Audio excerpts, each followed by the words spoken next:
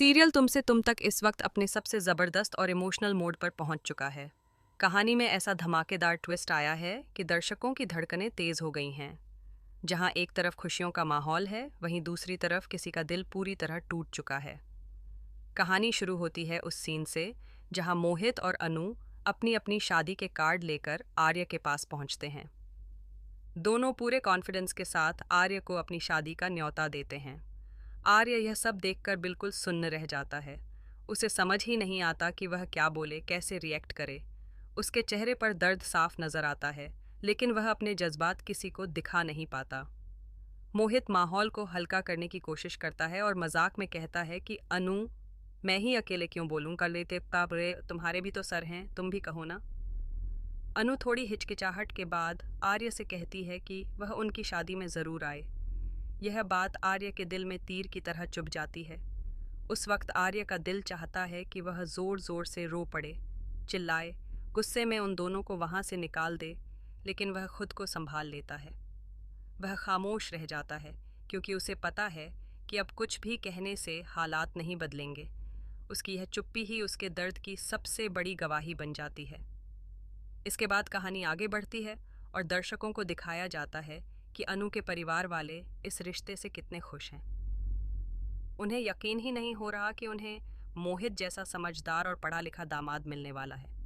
परिवार वाले बिना किसी देरी के इस रिश्ते को आगे बढ़ाने का फैसला कर लेते हैं और मोहित के साथ रोका फिक्स कर देते हैं। रोका की रस्म बड़े धूमधाम से होती है। जब आर्य अपनी आंखों से यह सब देखता है तो वह अंदर से पूरी तरह टूट जाता है। उसकी दुनिया जैसे उसी पल बिखर जाती है।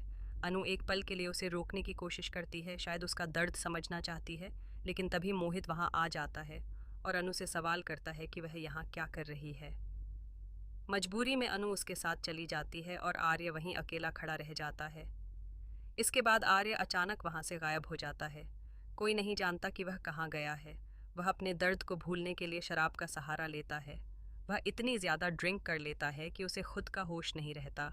उसका दर्द शराब में भी कम नहीं होता, बल्कि और बढ़ जाता है। जब आर्य घर पहुंचता है तो उसकी हालत देखकर उसकी माँ घबरा जाती है।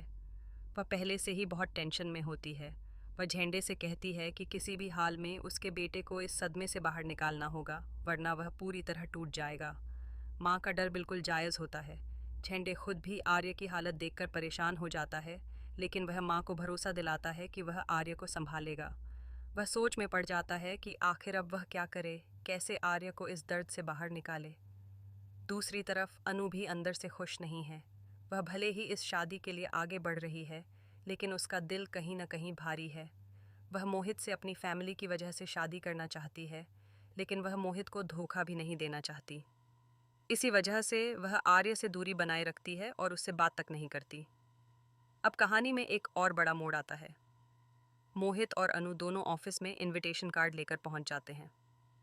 उनका मकसद होता है कि आर्य को खुद जाकर कार्ड दिया जाए। जैसे ही आर्य यह कार्ड देखता है, उसके होश उड़ जाते हैं। उसके लिए यह पल सबसे ज़्यादा मुश्किल होता है। सीरियल इस वक्त पूरी तरह इमोशन, ड्रामा और सस्पेंस से भर चुका है। अब सबसे बड़ा सवाल यही है कि क्या आर्य इस शादी में आने के लिए हामी भरेगा, या फिर वह हमेशा के लिए खुद को सबसे दूर कर लेगा। क्या अनु अपने दिल की सच्चाई कभी आर्य से कह पाएगी, या फिर हालात उसे हमेशा चुप रहने पर मजबूर कर देंगे। आने वाले एपिसोड्स में दर्शकों को और भी बड़े खुलासे देखने को मिलेंगे, जो कहानी की दिशा ही बदल सकते हैं। अब देखना वाकई दिलचस्प होगा कि आगे क्या होता है।